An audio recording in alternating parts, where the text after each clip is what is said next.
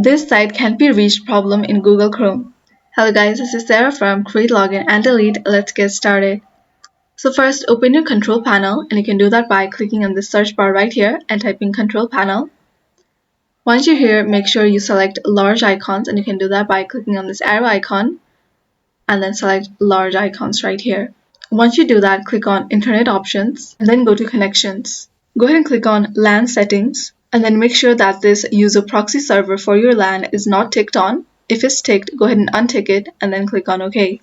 Make sure this Automatically Detect Settings is turned on. So if this doesn't work, go to Advanced and then click on Restore Advanced Settings and then click on Reset. When you click on Reset, make sure to take the Delete Personal Settings and then go to Chrome and then refresh it, and the problem should be solved.